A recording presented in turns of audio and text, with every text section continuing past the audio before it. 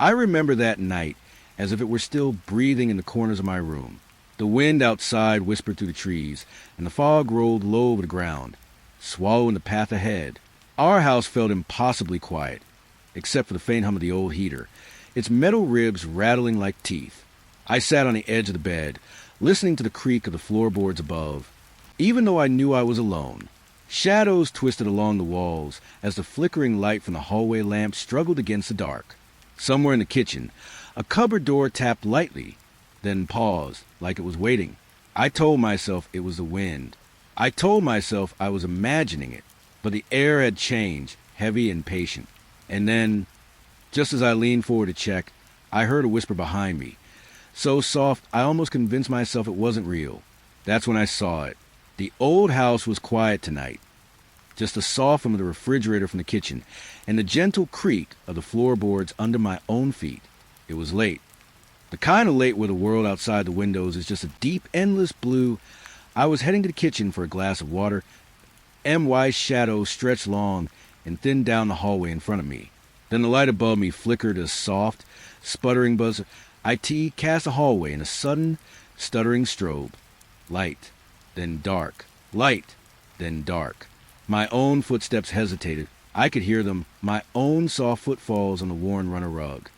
But moment after mine, another, softer step, an echo that wasn't quite an echo. IT was deliberate, a gentle pressure on the floorboards right behind me. I stopped. The air in the hallway grew cold. IT smelled different. Not like dust and old wood, the usual scent of this house. This was the smell of wet earth, of rain-soaked ground after a storm. And something else, something dry and sweet, like old paper turning brittle with age. I held my breath. The footsteps had stopped when I did. The only sound was a frantic thumping in my chest. I made myself take a step forward. The flickering light pulsed, and from behind me, another soft, careful step followed. I didn't want to turn around. The back of my neck was prickling. The air was so cold there, I just kept walking, trying to make my legs move normally. The kitchen door seemed a mile away. Then it happened, a small noise, a gentle tap. Then a soft clatter on the floor beside me. I looked down. IT was a framed photograph, pointing one of the old ones in the silver frames that lined the wall. IT had fallen. IT was lying face down on the rug. The footsteps behind me had gone silent. The light continued its nervous dance. Flicker, dark, flicker, dark. I knelt down. The wooden floor was icy against my knees. I reached the frame. MY fingers trembled just a little. The glass was still intact, but the photo was face down. I turned it over. IT was a picture of my family. From a summer picnic. Years ago, we were all smiling on a checkered blanket. MY mother, my father, my younger sister, and me. Something felt wrong. The picture was the same, but the feeling it gave me was cold. I turned the frame over. The brown cardboard backing was slightly loose. My thumb ran across it, and I felt a ridge and a groove in the cardboard, like something had been written there. Pressed down hard, carefully, my nails working at the old metal clips. I opened the back of the frame. I slid the photograph out. There, on the white back of the picture, was writing, scrawled in a thin, shaky hand. The ink was a faded black. It was a name. I read it. Then I read it again, and MY breath caught in my throat. IT wasn't my name. IT wasn't anyone's name I knew. The air in the hallway went perfectly still. The flickering light above me steadied for a single, terrifying moment, filling the space with a harsh, pale glow. The smell of wet earth was overwhelming now. I stared at that name. Written on the back of my family photograph, that a name that didn't belong to a name that felt old. And in the new, terrible silence, I heard a soft, slow breath that IT wasn't my own. It was right behind me. The house was sleeping. That a deep, heavy silence had settled in after midnight. I was in my room, the blankets pulled up to my chin. But sleep wouldn't come. My eyes were fixed on the baby monitor on the nightstand. Its small screen was dark. The nursery down the hall was empty. We hadn't needed it for years. A soft, green light glowed from its speaker. A gentle, rhythmic hiss filled the quiet of my room. The sound of an empty channel. The sound of nothing. Then it changed out a sharp crackle, like static electricity. The green light flickered. I held my breath, listening. The hiss returned. Maybe it was just the old electronic stuff, a bad connection. But then I heard it, not from the monitor, but right here in the room with me. A whisper so faint it was like a thought that wasn't my OWing. IT curled around the edge of my ear, a breath of word I couldn't quite catch. I sat up slowly. The sheets were cold. The air in the room felt thick, hard to breathe. Another whisper. This one from the other side. IT was closer to a tiny, high voice that IT wasn't speaking. IT was repeating the same few soft sounds, over and over, just beyond understanding. My eyes drifted to the open door. The hallway outside was a pool of blackness. I could just see the shape of the nursery door across the way that IT was closed. I looked back at the monitor. The screen was still dark, but the static hiss had grown softer. as if something was leaning close to the microphone in that empty room. I forced myself to get out of bed. The wooden floor was like ice under my bare feet. I moved to the doorway at MY hand on the frame. I peered into the darkness of the hall. The nursery door was shut tight, but from the thin space underneath it, I saw a faint, shifting light, like the pale glow of a nightlight, and I could hear the whispers more clearly now. They were coming from behind that door to a soft, chanting murmur. Still no words I could understand, just the feeling of quiet, patient repetition that I took a slow step into the hall. Then another. The whispers stopped. The silence was worse. IT was awaiting silence. I reached the nursery door, and my hand trembled. As I touched the cool wood, I pressed my eye to the narrow gap between the door and the frame. I could see inside. The small nightlight was on, casting long, dancing shadows. They moved across the walls to up, and around the mobile hanging over the crib. The little painted stars and moons were turning, but they were moving so slowly as if moving through syrup. Each turn was a long, drawn-out creak. The shadows they cast, they moved even slower, lazy, stretching shapes that didn't want to keep up. And then I saw the rocking chair in the corner. It was moving to a gentle back-and-forth rock. Empty, the cushion was dented, as if someone had just been sitting there. The floorboard beneath it let out a soft groan, then aside as it rocked forward and back that I couldn't move, I couldn't look away.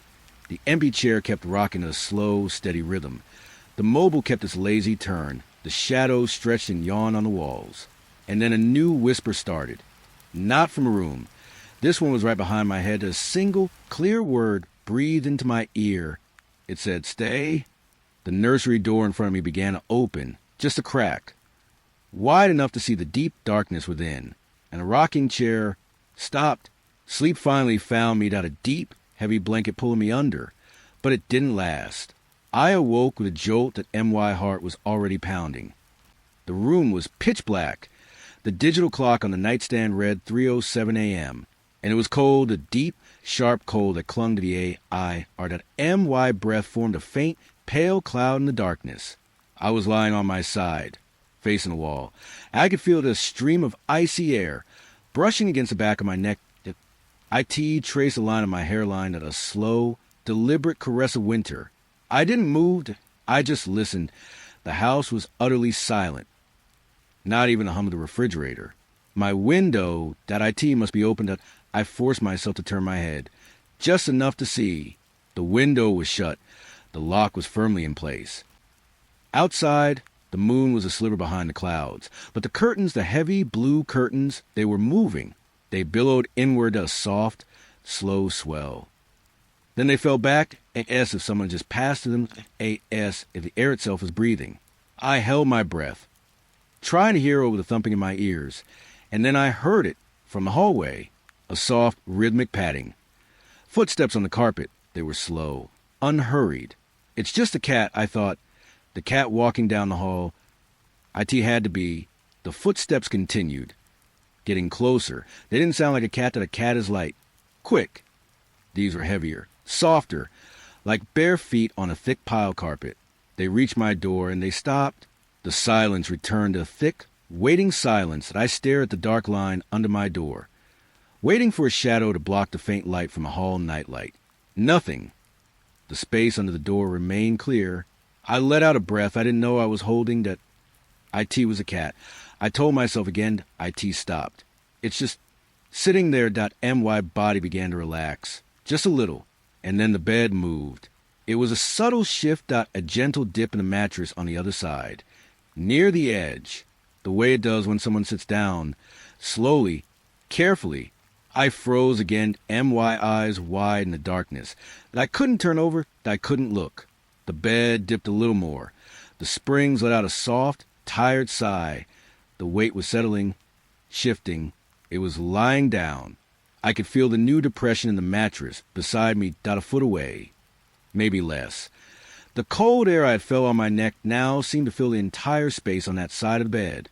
I could smell it now, too, that faint, dry scent of old paper and wet earth. I lay there, perfectly still, staring at the wall. My muscles were rigid. My breath came in shallow, silent hitches. I could feel a presence, a deep, penetrating cold radiating from the empty space next to me. The weight on the mattress was solid, real. I didn't dare move. I didn't dare look. I just lay there, in the absolute silence, listening to the sound of my own terrified heart and waiting for the cold to speak. Morning light did little to ease the chill in the house. The memory of the cold weight in my bed lingered all day, a permanent winter in my bones. I kept the lights on and I tried to watch television, but the sounds felt flat, the images empty. By evening, a strange quiet had settled over the rooms. The usual creaks and sighs of the old house were gone, replaced by a watchful silence. I was in the kitchen making tea, just trying to do something normal, something warm. The kettle whistled, a sharp, lonely sound. And that's when I saw it. From the corner of my eye, the basement door. It was at the end of the short hallway off the kitchen, the heavy, old door, painted white. IT was always closed, always locked. We never went down there. But now it was open, just a crack, the dark, vertical line against the white paint, wide enough to see the absolute blackness behind it. I set the kettle down.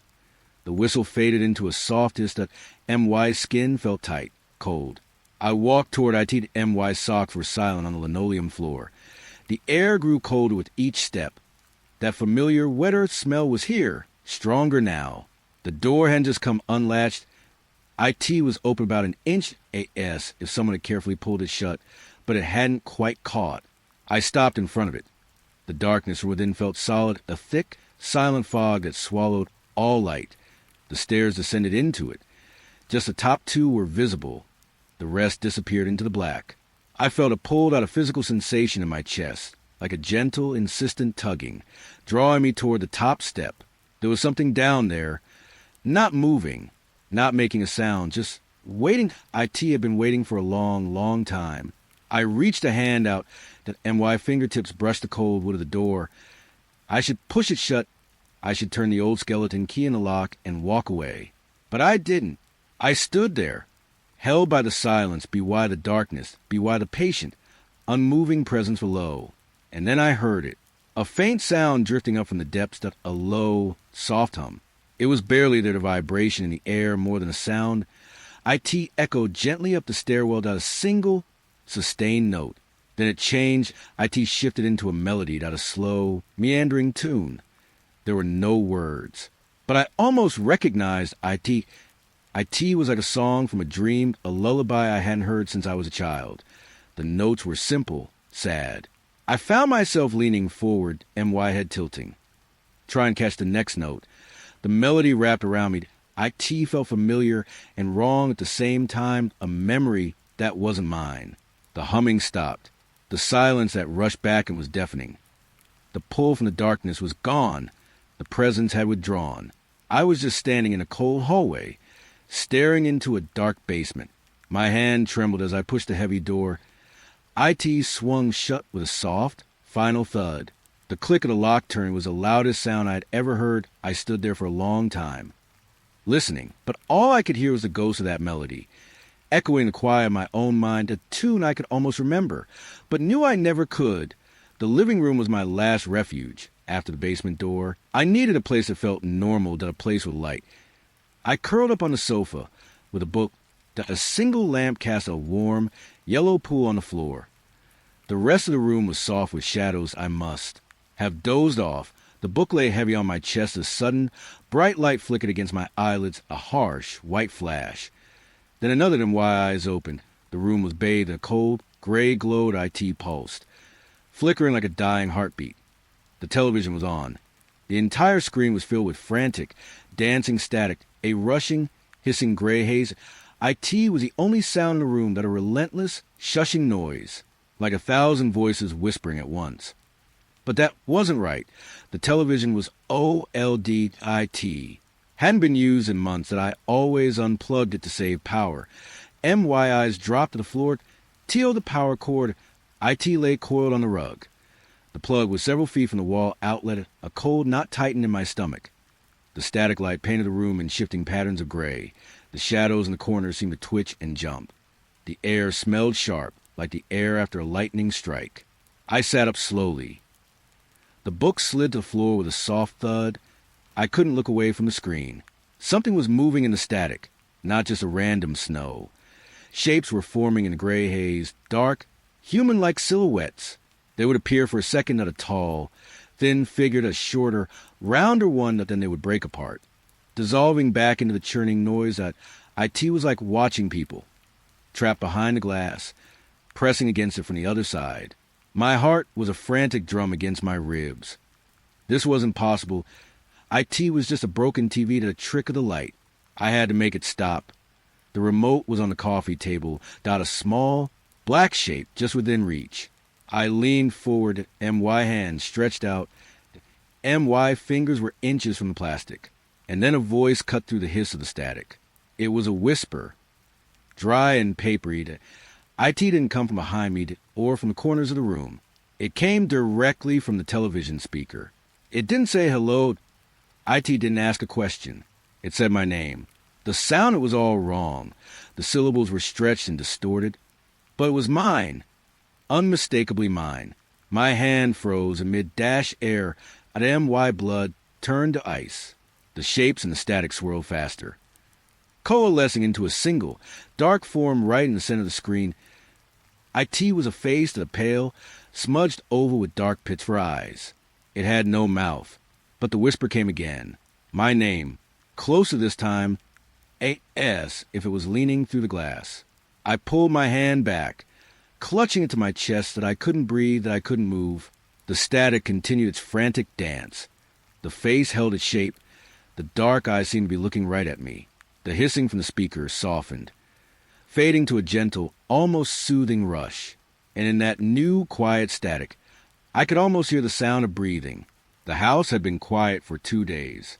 A false peace that I found myself holding my breath, waiting for the next sign. It came from above. I was reading in my bedroom. The soft, scuffling sound drifted down from the ceiling, right above my head. It was a soft, shuffling step.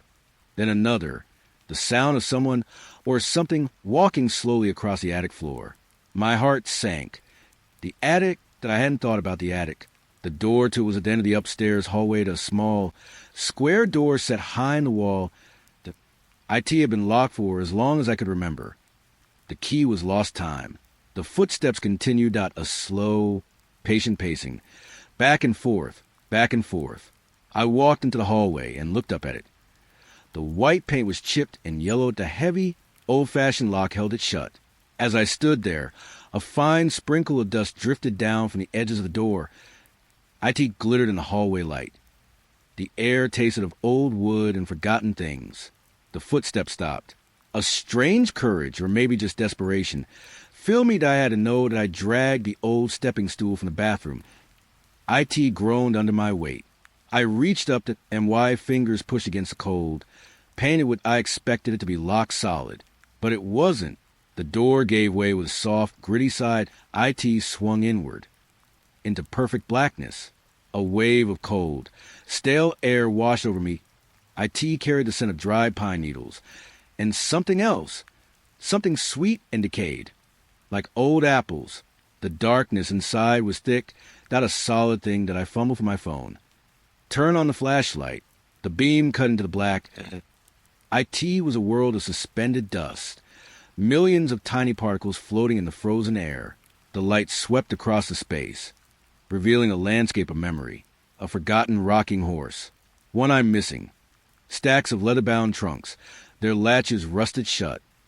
Boxes labeled in my grandmother's delicate handwriting. A doll with a cracked porcelain face, leaning against a beam.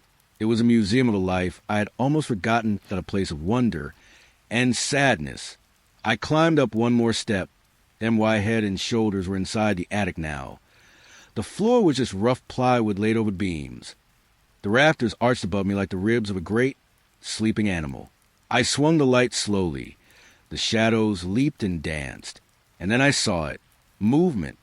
Deep in the far corner, behind the thick wooden rafters, something shifted, a patch of darkness that detached itself from the rest. It was tall and unnaturally thin. It didn't move like a person. It was a slow, fluid uncurling, like smoke rising. My breath caught in my throat. The beam of my phone trembled in my hand. The thing behind the rafters stopped moving. It stood perfectly still. I couldn't see any details, no face, no clothes. It was just a shape, a man-shaped void in the fabric of the shadows. But I could feel it watching me, a pressure on my skin, a cold spot in the air. We stayed like that for what felt like an eternity. Me, half in the attic. It, half in the shadows. Both of us perfectly motionless. Then, without a sound, it simply stepped backward. It melted into the deeper darkness between the rafters. It didn't fade. It was just gone. The attic was empty again. Just boxes and trunks and a one-eyed rocking horse. I lowered my phone. My hands were shaking. I climbed down, pushed the attic door shut. The click of the latch was soft and final. I stood in the hallway. The dust still hung in the air. The smell of old apples clung to my clothes. And the feeling of being watched, it didn't go away.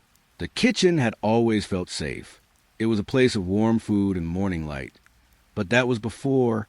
Now, the overhead light felt too bright. It cast sharp, black shadows under the table in the corners.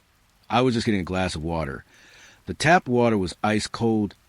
I let it run for a moment. The splash against the stainless steel was the only sound. Then a soft rattle. I turned off the water.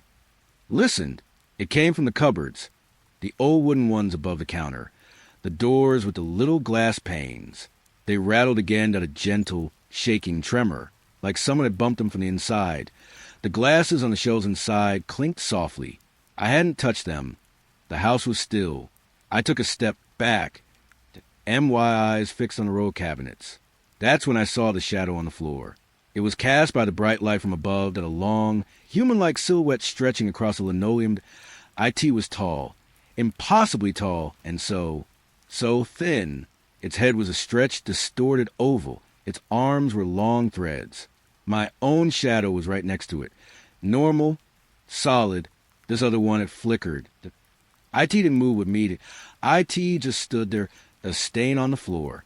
Then it was gone, vanished as if it had never been. My mouth was dry. The glass of water was forgotten on the counter. A new sound made me jump. A knock. It came from the kitchen window, the one over the sink that looked out into the dark backyard. It wasn't a random tap. It was slow, deliberate. Knock. A pause. Knock. A pause. Knock. 3 times, each one firm, patient. I forced myself to look at the window. The night outside was a solid sheet of black. I could see my own pale reflection staring back, wide-eyed, terrified. There was nothing there. No tree branch, no animal. Just as I took a step closer, peering into the gloom, the knocking stopped. The silence it left behind was heavy, thick, and then I became aware of another sound, point one, that had been there all along. The hum of the refrigerator. It was a constant presence in the house, a background noise you never really notice. But now it was different. It was louder, deeper. I turned to look at the large, white appliance. Its motor was running. I could feel the vibration through the floor. The hum rose in pitch, then fell. It wasn't steady electronic sound anymore. It was a rhythm, a slow, deep inhale, a long, shuddering exhale.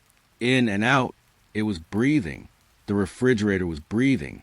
The light in the kitchen seemed to dim. The shadows in the corners grew deeper. The air grew cold.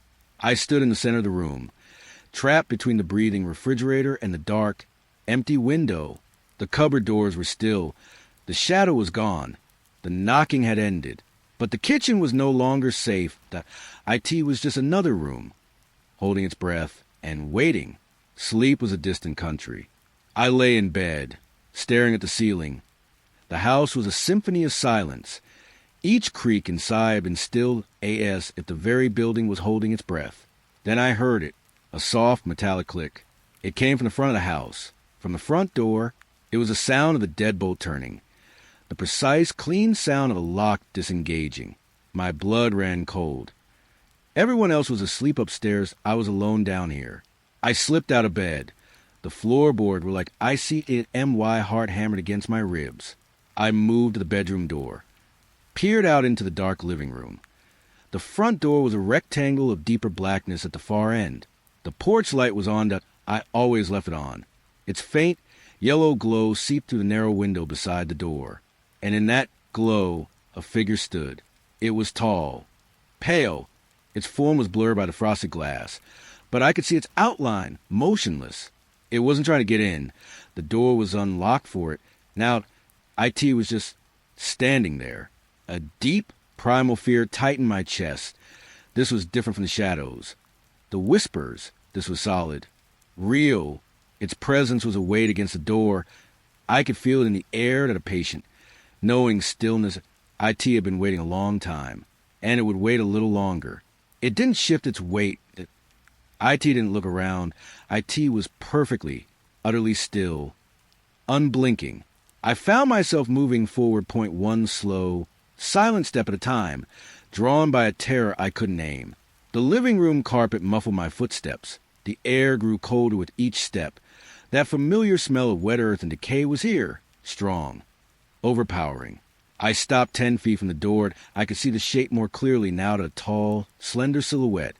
Its head was slightly tilted, as if it was listening, as if it knew I was standing right here. My breath caught in my throat, a small, choked sound. The figure didn't react. IT just stood, a statue in the pale porch light. I don't know why I did it. Maybe to break the terrible silence. Maybe to prove to myself that I was still here. I whispered a single question, and my voice was dry to rasp with sound in the absolute quiet. Who's there? The moment the words left my lips, the figure was gone. It didn't walk away. IT didn't fade. IT simply vanished. The space beyond the glass was empty. A thick, rolling fog pressed against the window, swirling in the yellow light. The kind of fog that doesn't belong on a clear night. A wave of cold air seeped under the door.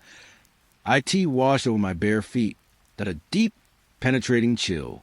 I stood there for a long time, staring at the empty porch, a T the lock that was now turned, a T the fog that clung to the glass. The house was silent again, but the silence was different now. It was the silence of an empty room, after you realize you're not alone in it. The visitor was gone, but the door was unlocked, and the cold had come inside. The hallway felt narrower than usual. Maybe it was the way of the silence, or the memory of the unlocked front door. I had just checked it again. The bolt was firmly in place, but the cold from outside had seeped into the wood. I turned to go back to my room, and I passed the old hallway mirror. It was a large, heavy thing in a tarnished silver frame. IT had hung there for decades, reflecting the same empty hallway day after day. From the corner of my eye, I saw a movement and a reflection.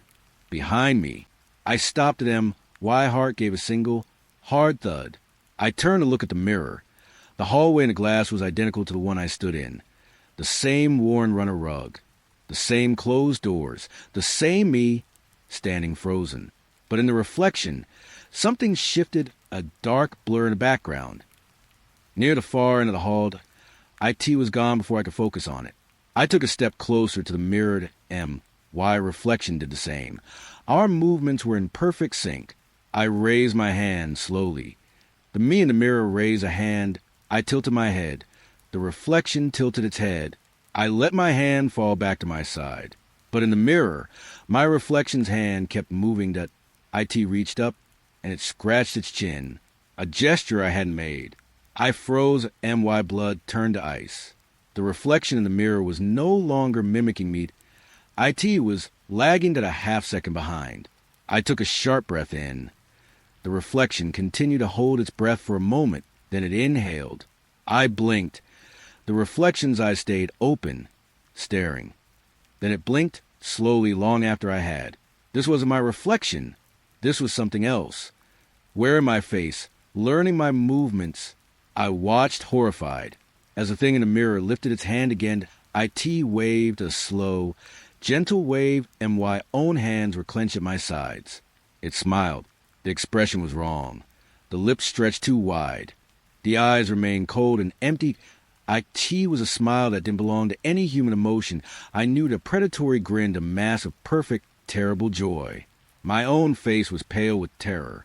I took a stumbling step backward. The thing in the mirror stood perfectly still, its horrible smile fixed in place. I turned and our ANMY footsteps were loud and frantic in the silent hall. I didn't look back that I didn't need to. I could feel it, the weight of its gaze on my back, the cold, empty eyes of the thing in the mirror, still watching me, still smiling. The house had finally fallen silent. No more footsteps, and oh more humming, and oh more whispers from the walls. It was a false peace out of heavy, waiting quiet. I sat on the living room floor, MY back against the sofa, just listening to the nothing. And then I heard it, a faint, soft sound, muffled, coming from below. I held my breath, leaned forward.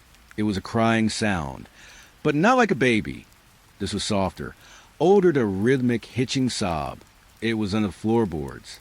The sound was so small, so utterly SAD. IT pulled at something deep inside me, a forgotten ache. I got down on my hands and knees. The rough carpet pressed against my palms, and I lowered my head, pressing my ear to the floor. The cry was a little clearer, here the gentle, heartbreaking rhythm that in and out a sob, the quiet gasp, then another sob. It was directly below this spot, under the living room. I in the dark crawl space beneath the house. I had to get closer. I had to understand. I crawled forward a foot. MY ear still near the floor. The crying moved. It was no longer directly below me. That IT was now a foot to the left. The exact same distance I had moved. I stopped at MY heart beat a frantic rhythm against my ribs. I crawled backward. Slowly. The crying shifted with me, staying perfectly centered beneath my head. A cold dread began to bloom in my chest. This wasn't something trapped under the house. This was something attached to me. I crawled to the right, toward the fireplace. The soft, rhythmic sobs moved with me to a sad, invisible companion. I moved to the left, toward the hallway. The crying followed, its source always directly under wherever I placed my ear. I crawled in a slow circle on the living room floor. The crying traced my path perfectly to a desperate, weeping shadow beneath the floor. I finally stopped in the center of the room, exhausted, terrified. I knelt there. The crying was right below me to a soft, pathetic sound that filled the absolute silence. I couldn't take it any more. I had to see. I had to know there was nothing there. I went to the basement door. MY hands trembled as I turned the key. The door swung open into the cold, dark void. I didn't turn on the light. I just walked down the creaking stairs, into the damp, earthy smell. I went to the spot, directly under the living room, where the crying should have been. I stood in complete darkness, listening. There was no crying here. The basement was silent, a thick, total silence. But from above, through the floorboards, I could still hear it, the faint, rhythmic sobs. Right above my head now, IT had followed me down. I looked up into the impenetrable black. My own breath caught in my throat. I climbed back up the stairs. Each step felt heavier than the last. Back in the living room, I stood perfectly still. The crying was gone. The silence rushed back in. But it was different now. IT was a thick, heavy silence, denser than air that a blanket smothering the world. It was the silence of being truly alone, and the terrible understanding that the crying hadn't stopped because I left. It had stopped because it had gotten what it wanted. It was no longer under the floor. It was inside the silence with me. The crying was gone, but the silence it left behind was worse. I stood in the living room, feeling utterly hollow. The night outside the large picture window was a solid wall of gray. Fog. It was so thick I couldn't see the old oak tree just 10 feet away. IT pressed against the glass. Not like weather, but like a living thing that a slow, breathing blanket of white. It was beautiful in a strange way. The way it swirled and coiled, muting the world into soft, shapeless forms. I found myself stepping closer, drawn by its quiet mystery. My reflection was a ghost in the glass, pale and transparent. The fog moved behind it, and then I saw the first figure. It was just a darker patch in the gray, a tall, slender shape that drifted past. There one moment, gone the next.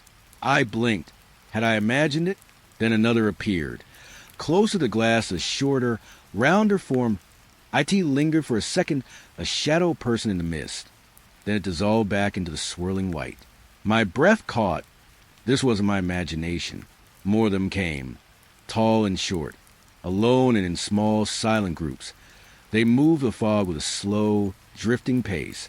They never looked at me. They just passed by as if my window was a portal to some other, fog-bound world.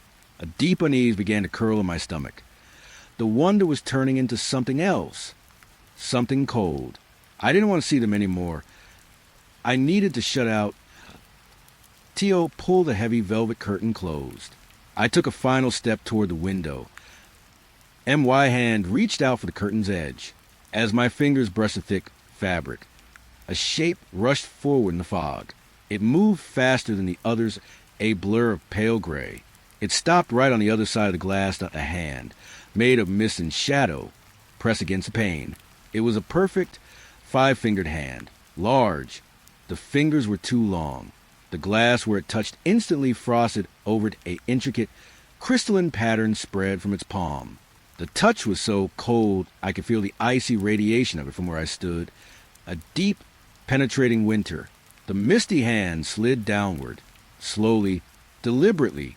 It left behind 5 long, streaking lines in the condensation on the glass, like claws dragged through the fog. Then it pulled away. The shape dissolved back into the swirling gray. The streaks remained 0.5 perfect, icy trails down my window.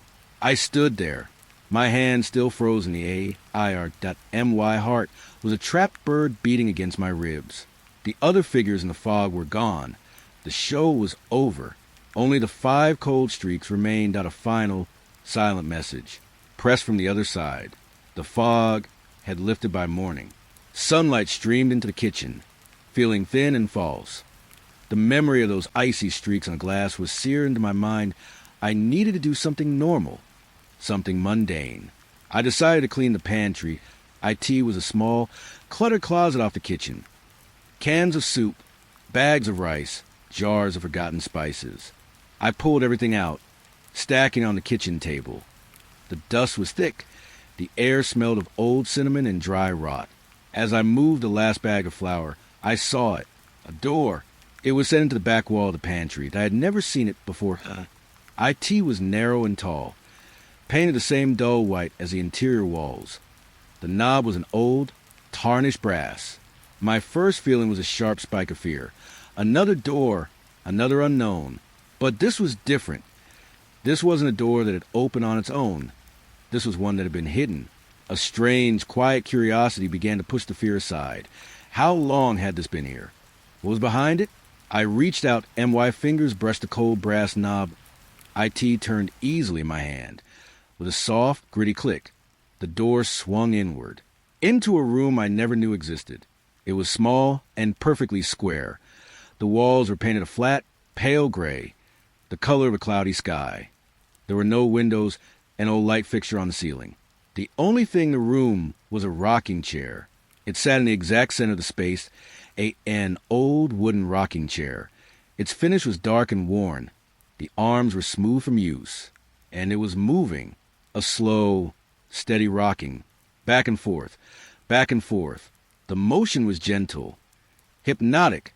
The curved runners made a soft, rhythmic sound against the bare wooden floor, that a gentle creak, that a sigh, then another creak. I stood in the doorway, and my heart was a dull thud in my chest. The chair was empty. but it rocked with a purpose, as if someone had just stood up from a moment ago, or as if someone was about to sit down. The air in the room was still and cold. IT smelled of nothing at all. Not dust, not wood, just empty. I took a half step inside. The floorboards were bare and dusty. There were no other marks in the dust and no footprints. Just a perfect, sweeping arcs left by the rocking chair.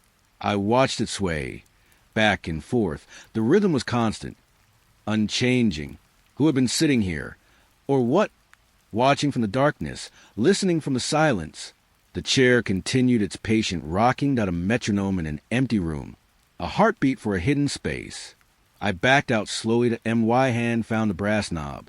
I pulled the door shut. The click of the latch was soft, final. I stood in the pantry, surrounded by cans of soup and bags of rice. The ordinary world felt flimsy to thin veil over something much older and much quieter. I could still hear it. I realized that a faint, rhythmic creaking coming from behind the door. The chair was still rocking. IT had never stopped. The footsteps had become a part of the night. A soft, rhythmic pattern in the dark. Every night, around the same time, they would echo past my bedroom door to a slow, steady walk down the hall. I would lie there at MY blankets pulled up to my chin, listening to MY heart pounding in time with the steps. I never looked at, I never dared. But tonight was different, as strange. Desperate courage filled me. I had to know, I had to see what walked my hallway in the dead of night. The footsteps began. Right on time, soft and deliberate on the hardwood floor. I slipped out of bed. The air was cold on my skin that I moved to the door, pressed my eye to the narrow crack. The hallway was dark, but I could see a shape to a tall, dark silhouette moving away from me. Its form was blurred by the shadows. It walked with a slow, patient pace, not hurrying, not lingering. I pulled my door open just enough to slip through. The hallway floor was icy under my bare feet. I followed. The figure turned into the living room. Its footsteps never faltered. I crept to the doorway, peered inside. The room was bathed in the pale blue light of the moon. IT streamed to the picture window, casting long, distorted shadows across the floor. The figure was gone, but the shadows, they were wrong. They stretched from the furniture, the sofa, the armchair, the bookshelf, but they were too long, stretching across the carpet, reaching for the walls. They were not still. They quivered out a slow, liquid movement. As I watched, the shadow of the bookshelf elongated, stretching like black taffy. Its dark fingers crept up the far wall. The shadow of the armchair did the same, sliding across the floor to a pool of darkness climbing the plaster. The entire room was a canvas of moving, stretching blackness, the silent, shifting ballet of shadows. They were reaching for each other. Try to connect. T.O. formed a single, dark web across the room. I stood in the doorway. That MY breath caught in my throat. That MY body was frozen solid. And then the footsteps started again. But this time, they weren't walking away. They were walking toward me, from the center of the living room, from the heart of the stretching shadows. Step, dot a soft pressure on the floor.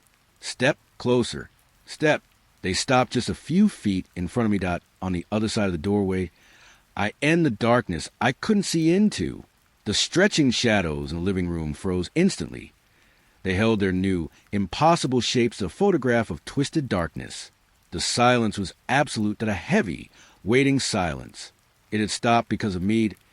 IT knew I was here. IT knew I was watching.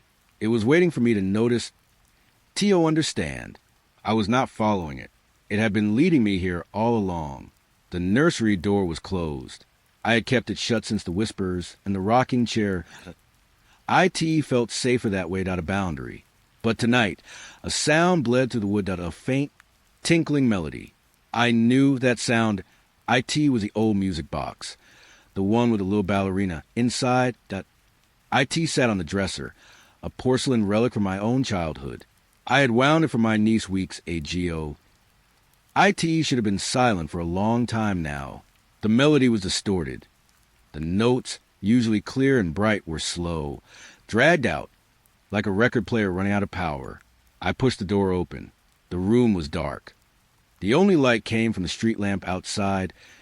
IT cast the room in long, deep shadows. The music box was on the dresser. Its lid was open. The little ballerina figure was spinning, but she was spinning too fast, a frantic, dizzying whirl. Her painted smile was a blur. Her tiny porcelain arms were stuck in a fixed, graceful pose, but the speed made it look violent.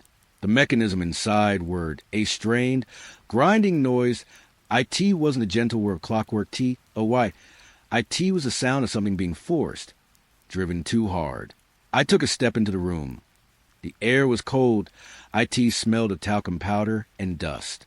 The tune began to warp. The familiar lullaby started to break apart. The notes slurred into one another, becoming something else, something slower, sadder. A new melody emerged from the wreckage of the old one. IT was a series of low, humming notes. They seemed to vibrate in the air, and within the vibration there were words. I couldn't quite hear them.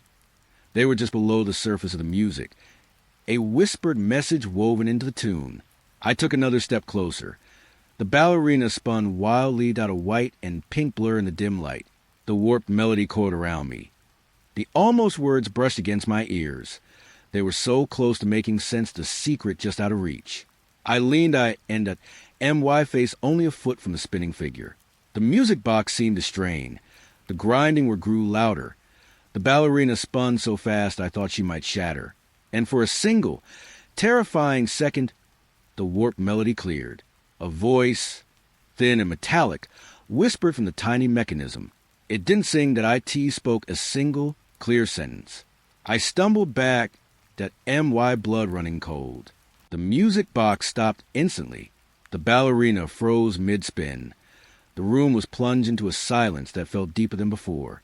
The whispered words hung in the air, the secret now spoken, a message I could never unhear. The music box was just a silent object on the dresser, but the thing that had spoken through it was still in the room. Morning light revealed a pale rectangle on the floor. It was just inside my bedroom door. Not a single sheet of paper slid under the door during the night. My first thought was a note from a family member, but everyone was gone for the week. I picked it up. The paper was thick, cream dash colored. IT felt old. The handwriting was strange, the spidery, elegant script I didn't recognize. The ink was a faded brown, like dried blood. Last night, the footsteps paused by your door for 3 full minutes. I heard you holding your breath. I read the line again. MY skin prickled. That happened 0.2 nights ago. I had lain perfectly still, counting the seconds until they moved on. But no one could have known. I had told no one. A cold curiosity pulled me to the door, and I opened it. The hallway was empty, but there was another lettered a few feet away, as if it had been dropped in haste. I snatched it up. The same paper. The same hand. The man in the mirror smiles because he has learned to wear your face. He practices in the dark when you sleep. A shudder ran through me. The memory of that wrong, stretching smile flashed in my mind. This wasn't a coincidence.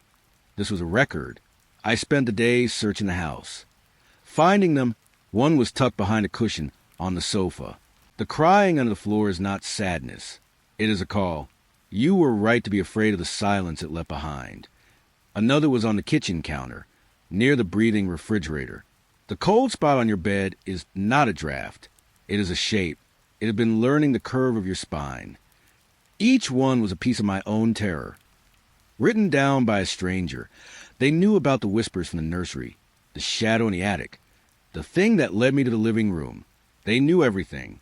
The initial curiosity curdled into a thick, heavy fear. Who was writing these? How were they watching? The final letter I found in the nursery. IT was placed neatly in the center of the crib. The music box sat silent beside it. My hands trembled as I picked it up. You think these are stories of nights you haven't lived. You are wrong. These are the memories of the house, and the house is remembering you. I dropped the paper. IT fluttered to the floor. The letters weren't warnings. They weren't threats. They were a history, a diary of the haunting, and I was no longer a guest in this story. I was a character, written into it long before I ever arrived. The power went out just after midnight. A soft click from the kitchen. Then the hum of the refrigerator died. The digital clocks on the microwave and stove went dark. Silence. And then a deeper blackness than I had ever known. I fumbled in a drawer for candles and my hands shook. The house felt different in the total dark. Older, more aware. I found a few stubby emergency candles and a book of matches. I carried them to the living room. The moon was hidden behind clouds. The furniture was just hulking shapes in the gloom. I placed a candle on the coffee table. Struck a match. The flame sputtered to life the tiny, dancing point of orange light.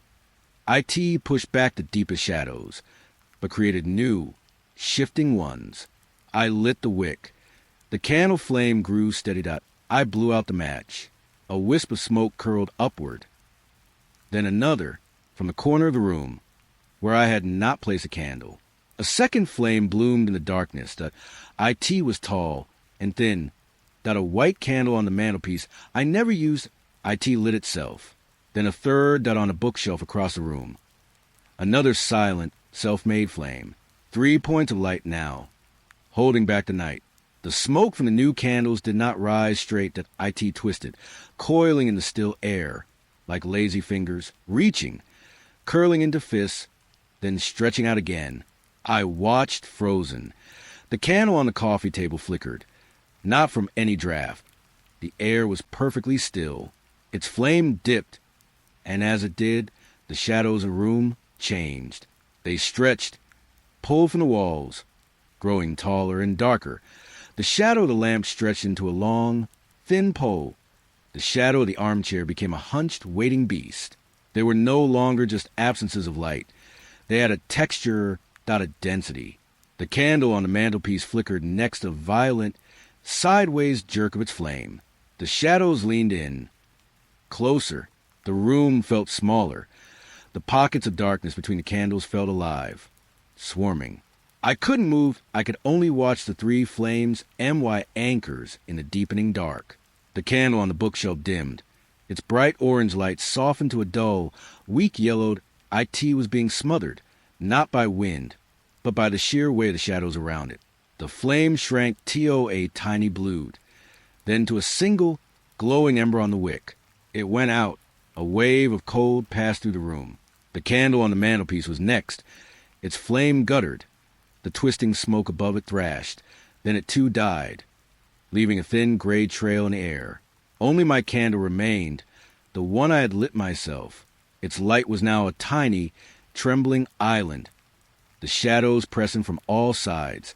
They were so close I could feel their cold. The flame began to dim, slowly, deliberately. It didn't flicker. IT just shrank as if its very light was being consumed. It turned from yellow to blue, then to a pale, ghostly white. It became a pinprick, not a final, desperate point of light. Then it was gone. The darkness that rushed in was soft, and absolute the thick, trembling blackness that filled my eyes and my lungs. I sat in the silence, in the perfect dark, and I felt the shadows settle around me, that and no longer stretching, and no longer reaching. Their work was done. I was in the kitchen, washing a single glass. The water was warm. The task was simple, normal. A loud, sudden slam shattered quiet. It came from upstairs. Y had jerked up. Water dripped from my hands into the sink. I stood perfectly still, listening. Another slam, this one from the living room. The sound of a heavy door thrown shut with force. My heart began to beat a frantic rhythm that I dried my hands slowly. MY's skin was prickling. I walked into the hallway. The door to the basement was closed. IT had been opened a moment ago. A third slam. From down the hall, the nursery door. I moved toward IT. MY footsteps were too loud in the new silence. The air felt thick, hard to move through. I pushed the nursery door open. The room was empty. The mobile was still. The rocking chair was motionless. Nothing was there. A fourth slam. Right behind me. I spun around. The door to the linen closet was now shut. Its little wooden panel vibrated from the impact. I walked back to it, turned the knob, pulled it open. Empty shelves, stacked towels, and no one hiding inside. This was a game that a terrible, Silent game of tag. Slam. The bathroom door. Slam. The door to the spare room. I stopped trying to follow the sound. I just stood in the center of the hallway, turning in a slow circle, watching the doors shut themselves, one by one, like a chain reaction, a wave of closure moving through the house. Each slam was a final, decisive sound, a period at the end of the sentence. The bedroom door across the hall swung shut, then the one next to it. They were getting closer to me. The tension was a wire pulled tight in my chest that I was the center of the circle, the last point. The only door left open in the entire hallway was mine. I took a step toward it. Then another. I was 5 feet away, then 4. A deep, penetrating cold washed over me from behind. The smell of wet earth filled my nose. I was right in front of my door. That M.Y. hand reached out for the knob, and the door swung shut. It didn't slam. IT was worse than that. It closed with a soft, gentle push, a quiet, deliberate motion. Then the latch clicked into place at a small, precise sound. I was locked out. That I stood there, my hand still outstretched. The cold air lingered around me, a ghostly breath on the back of my neck. The house was silent. Every door was closed. I was alone in the hallway, surrounded by a circle of shut doors and the certain, chilling knowledge that I was now on the outside. With everything else, that I was locked out of my room, that I stood in the hallway for a long time, just listening to the silence. That IT was a different silence now. Heavier, more personal. I could finally move to the living room. That I didn't turn on the lights. The moonlight was enough that I sat on the sofa, pulling a blanket around my shoulders. I felt exposed, like a specimen under glass. That's when I heard it, a whisper from a far corner of the room, where the shadows were deepest. That IT was my name. The sound was low, patient. It didn't echo. IT just hung in the air. A word spoken into cotton. MY body went rigid. I strained my eyes, trying to pierce the gloom in the corner. There was nothing there, just the old armchair and a tall floor lamp. Hello. My own voice was too loud, the crack in the quiet. IT felt foolish. I knew no one would answer. The silence that followed was a mockery. IT was a listening silence. Then the whisper came again. My name. It was closer now. From the center of the room, near the coffee table. The voice was the same, dry, papery. But it had moved. IT was walking. Who's there? I hated the tremor in my voice. The fear was a cold stone in my stomach. No answer. Only the steady hum of the refrigerator from the kitchen, that a sound from another world. I pulled the blanket tighter. MY knuckles were white. The whisper came a third time. My name. It was right beside the sofa. Just to my left, I could feel the displacement of air, a subtle chill. I didn't want to turn my head. I didn't want to see it. I squeezed my eyes shut, like a child hiding from a monster. I felt a presence lean in, close to my ear. The whisper came again, MY name. But this time, it was different. It was wet. The sound was thick, that guttural AS, if spoken through a mouthful of mud. And with the word came a sensation, a cold, damp brush against my earlobe, like a tongue made of ice and soil. I jerked away at a small, choked cry escaping my lips.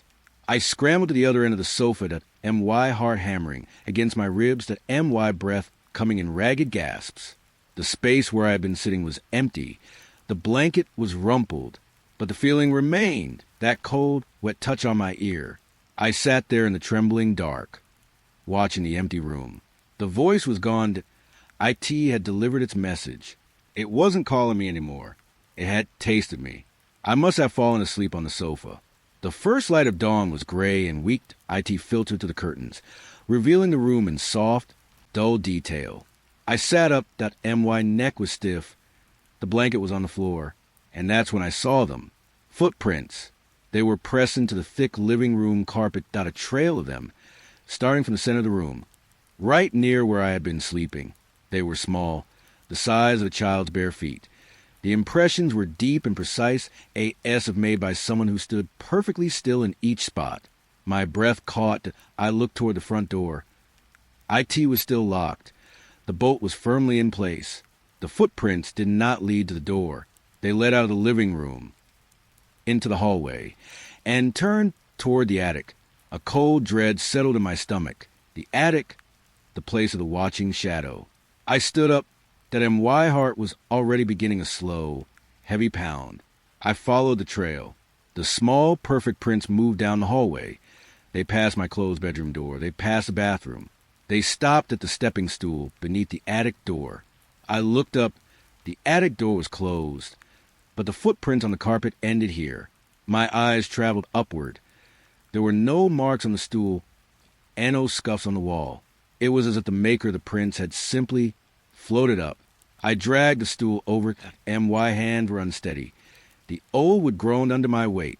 I pushed the attic door open. IT swung inward without a sound. The darkness within was absolute. IT smelled of old wood and that faint, sweet decay. I climbed up. The rough plywood floor was cold under my socks. The beam from my phone cut a shaky path through the dust. The forgotten toys, the rusted trunks. And there they were. The footprints continued. They were fainter here, pressed into a thin layer of dust on the floor. The same small, child-sized prints. They led away from the hatch, across the attic. My throat was tight that I followed them. The dust muffled my steps. The prints led to the far wall, the one that was just bare, whitewashed plaster between the wooden rafters. And they stopped right at the wall. The last two prints were side by side, facing the blank plaster as if someone had been standing here, looking at the wall. My light trembled over the surface, and I saw it. A handprint. It was low on the wall, the height a child would reach it. IT was made of a delicate, crystalline frost. The pattern was perfect. The lines a palm. The whirls of the fingertips. IT was already beginning to melt in still, cold air. Tiny droplets of water traced paths down the plaster. A strange sense of wonder mixed with my dread. This wasn't a threat. IT wasn't a malicious act. It was a message, not a sign. I reached out slowly to my own fingers hovering just an inch from the frozen print. The cold radiating from it was intense, out of deep, ancient winter. I didn't touch it.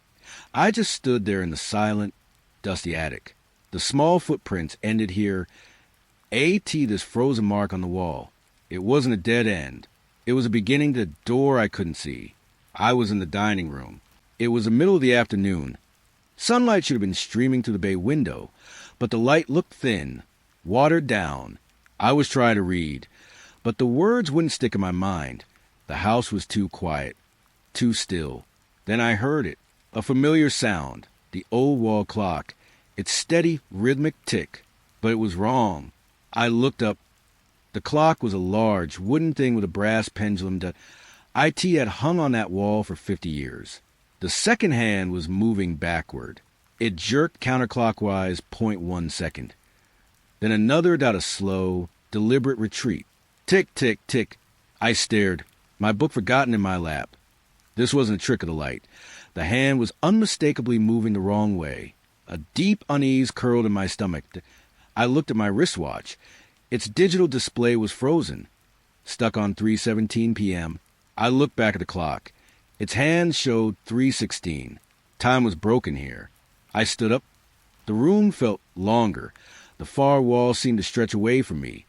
The Persian rug on the floor appeared to elongate, its patterns distorting. I took a step toward the clock. My footfall was muffled. The air felt thick, syrupy. The shadows in the room began to shift. They didn't move with the sun. They moved on their own. The shadow of the china cabinet slid slowly across the floor, stretching toward the corner. IT lingered there, clustering in a darkness that was too deep, too solid. The shadow of my own body stretched out behind me to a long, thin silhouette that didn't quite match my movements. IT was a half-second behind, a lagging echo. I felt a profound sense of isolation, as if I were the only real thing in a world that was coming undone. The rules were bending. Physics were suggestion. The clock continued its backward tick. 3:15 now. The room stretched further. The ceiling seemed higher. The walls farther apart, and I felt very small, like an insect in a jar that was slowly being warped. The shadows in the corners congealed. They pulsed softly, like a heartbeat. I reached the clock that I stood before it, looking up at its face. the backward second hand, was a relentless metronome of wrongness. I reached out to touch the glass. My reflection in the glass was blurred, a smudge of a person, and behind my reflection, the shadows in the room were no longer mine. They were the tall, thin shadows from before, the ones that reached. The clock ticked one last time, and stopped. The second hand froze. The pendulum hung motionless. The room snapped back to its normal dimensions. The shadows retreated to their proper places. The silence was immediate and total. I was alone in the perfectly normal dining room, with a clock that had given up on time, and a feeling that I was now untethered, drifting in a present that no longer mattered to the house. The silence inside the house had become a physical weight. I needed air. I needed to see something that wasn't a wall or a closed door. I stepped out onto the back porch. The evening was cool. The sky was a deep, bruised purple.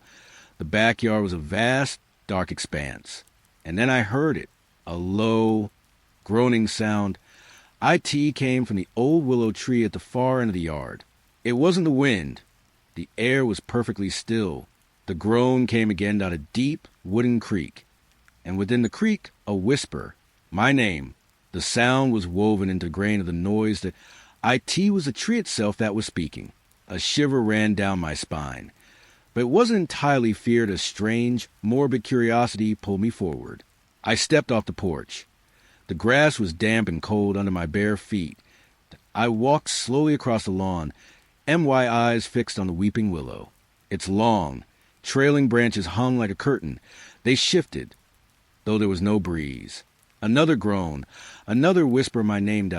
It was clearer now, more deliberate. I was 10 feet away. The tree was massive. Its trunk was thick and gnarled, and a lifetime of stories written in its bark. The branches began to move, not swaying, twisting. They curled inward, like bony fingers slowly flexing. The long, thin leaves rustled with sound like dry paper. The fingers of the tree reached for me, slowly, hypnotically. They stretched out from the canopy down a dozen slender, wooden tendrils, curling through the air toward my face.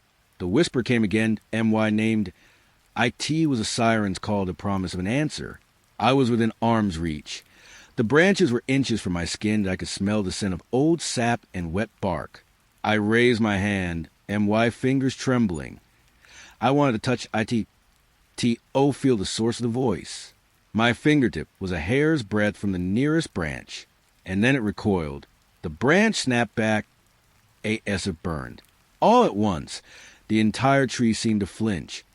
The reaching branches pulled away, shrinking back into the canopy, and as they retreated, they dissolved.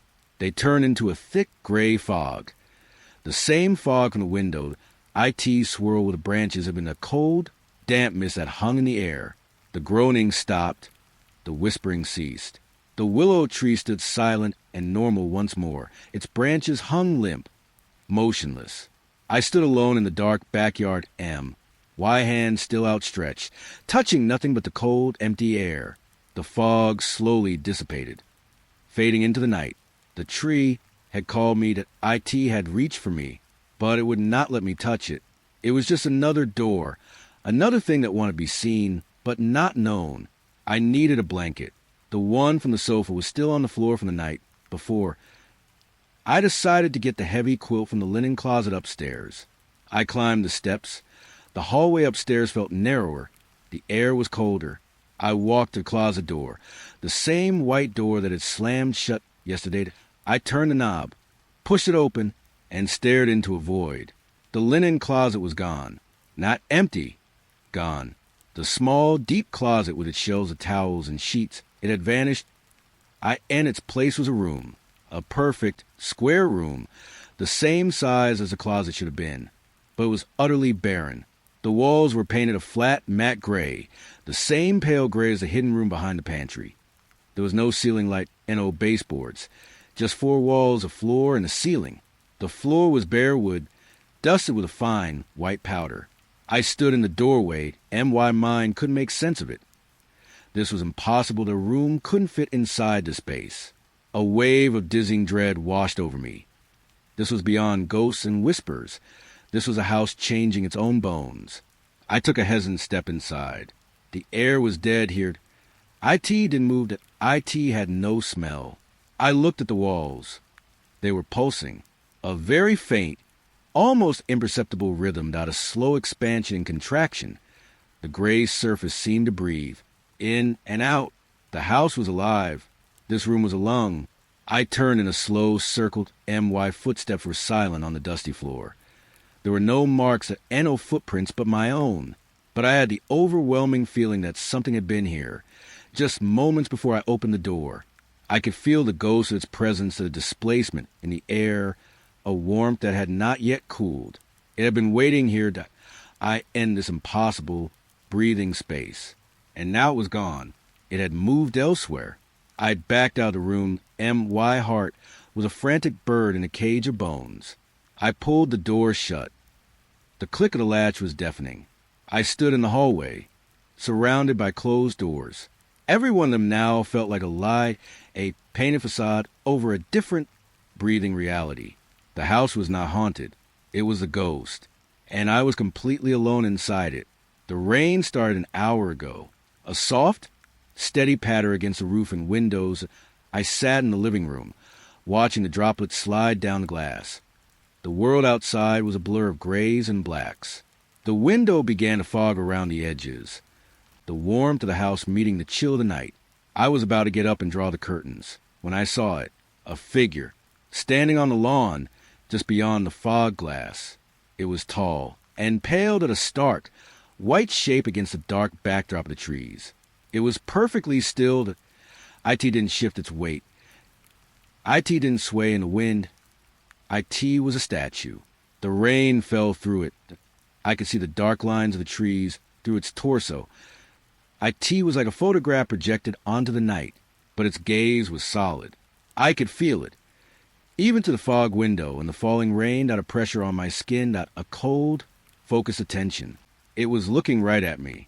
My breath caught in my throat. I couldn't look away. MY fingers dug into the fabric of the armchair. We stayed like that. IT outside, me inside, frozen in a silent standoff. The rain continued its gentle drumming. The clock on the wall was silent. The house itself seemed to be holding its breath. The figure didn't move. IT didn't blink. IT didn't breathe. It just stood as sentinel in the rain. Its presence was an anchor of dread in the swirling night. I had to blink. That MY eyes were dry and burning from staring. I let my eyelids fall shut for a single, reflexive second. I opened them. The lawn was empty. The pale figure was gone. Only the rain remained, falling on the empty, dark grass. The porch lamp cast its weak, yellow light on the spot where it had been.